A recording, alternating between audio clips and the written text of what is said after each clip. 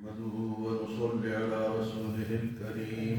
أما بعد فأعوذ بالله من الشيطان الرجيم. بسم الله الرحمن الرحيم.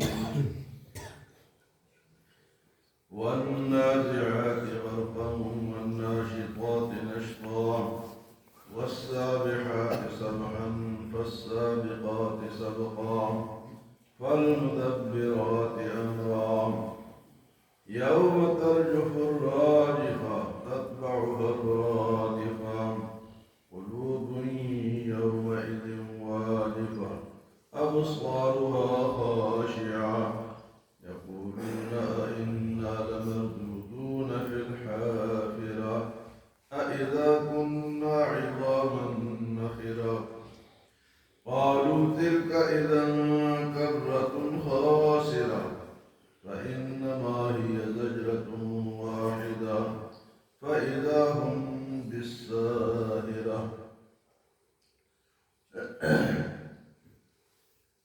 سورت نازعات آج سے شروع ہو رہی ہے. اس سے پچھلے سورت نبا میں قیامت کا ذکر تھا، آخرت کا ذکر تھا، اور اس سورت میں بھی قیامت کے بارے میں عقیدہ ہے.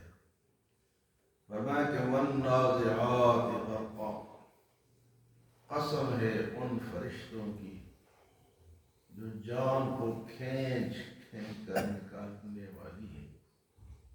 والنازعات غرقا، قسم ہے ان فرشتوں کی جو جان کو کھینچ کر نکالنے والی ہے.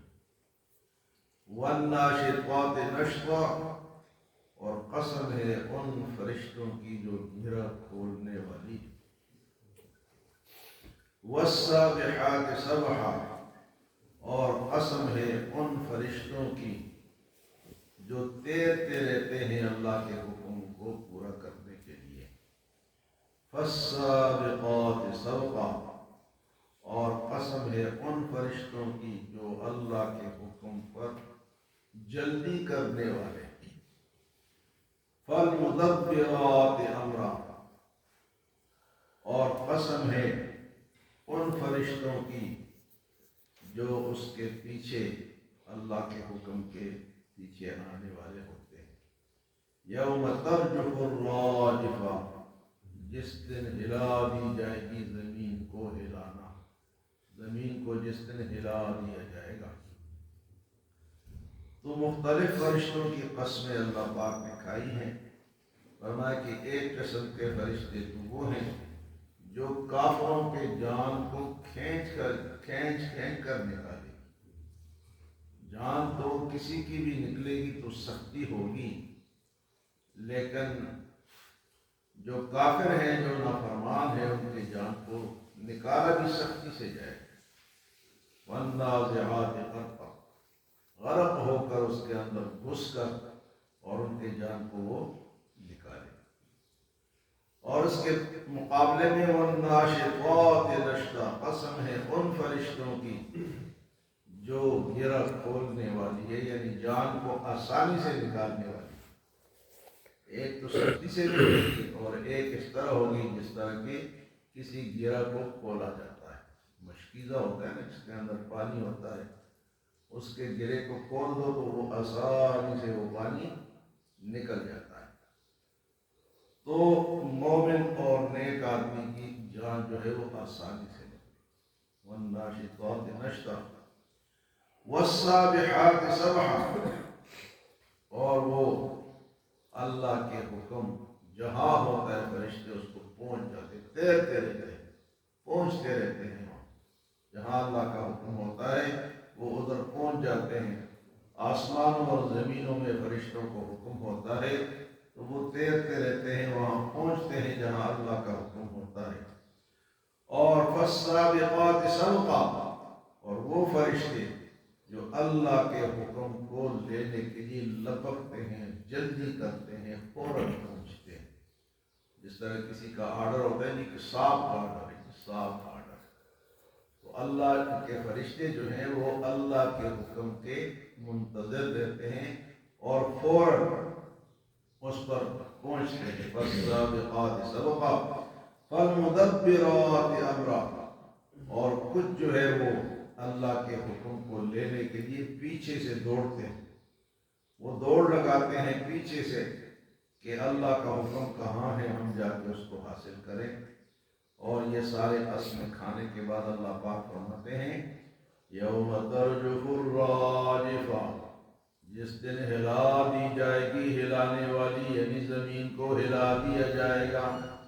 یوم ترجف الراجفہ، یہ پہلا سورج جب پھونکا جائے گا تو زمین سارا کچھ گرم گرم ہو جائے گا، اس کو کہتے ہیں یوم ترجف الراجفہ۔ اور جب دوسری بار کئی سال 40 سال گزریں گے، اس کے بعد دوسری مرتبہ سورج پھونکا جائے گا، تو اس کے لیے فرمایا تتبعها الرادفہ، اس کے پیچھے ایک اور آنے والی آواز جو ہوگی وہ دوبارہ لوگ اس سے زندہ ہوں گے۔ تتبعها الرادفہ، پیچھے آنے والی۔ قلوب یومئذ واجفہ، اس دن دل ڈرے ہوئے ہوں گے، ڈرتے رہے ہوں گے۔ دل، منہ کہتے ہیں منہ کلیجے کو، کلیجہ منہ کو آگے، کلیجہ اتنا خوف اتنا ڈر ہوتا ہے کہ لوگ کیا کہتے ہیں جی کلیجہ منہ کو ہو گئے، دل اس طرح منہ کو آئیں گے، ڈرے ہوئے ہوں گے۔ یوم ترجف الراجفہ،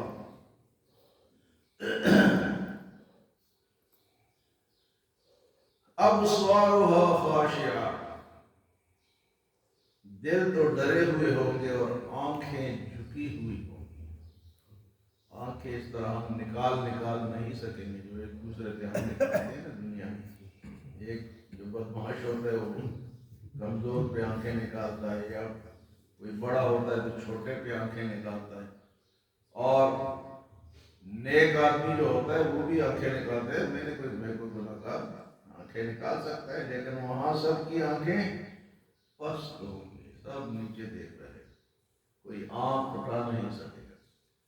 ابصارها خاشعہ، آنکھیں پست ہوں گی، اور کافر کیا کہیں گے یقولون انا لمردودون فی الحافرہ، کہ ہم دوبارہ اٹھائے جائیں گے۔ کافر آج بھی کہتے ہیں دوبارہ، یقولون انا لمردودون فی الحافرہ، دوبارہ ہم اٹھائے جائیں گے۔ تو فرمایا اذا كنا عظاما نخرہ، جب ہم ہڈیاں ہو جائیں گے، بری ہڈیاں ہو جائیں گے، ہڈیاں گل جائیں گی، تو دوبارہ کس طرح یہ جوڑے جائیں گے؟ تو فرمایا کہ قالوا تلک اذا کرۃ خاسرہ، یہ تو بڑے خسارے والا دن ہوگا جب ہمیں دوبارہ اٹھائے جائیں گے، یہ تو نہیں ہو سکتا۔ وہ کہتے ہیں ایک ہی دفعہ پیدا ہو گئے، حالانکہ یہ ہندوؤں کا ایک نعرہ ہوتا ہے کہ دوسرا جنم، اپنے لیے تو دوسرا جنم مانتے ہیں، اور جب اللہ کہتا ہے قیامت آئے گی تو پھر کہتے ہیں یہ کس طرح ہوگا، دوسرا جنم پھر ہوگا نا۔ اذا كنا عظاما نخرہ، کیا ہماری ہڈیاں جب گل جائیں گی تو دوبارہ ہمیں اٹھایا جائے گا؟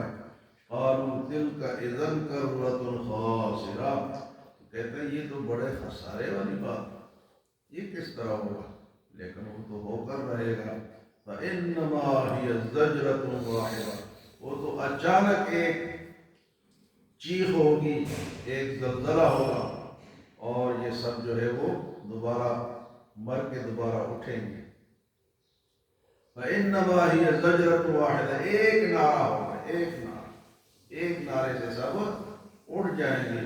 فإذا هم بالساہرہ، اچانک ایک میدان میں سارے جمع ہو جائیں گے، اچانک ایک میدان میں سارے۔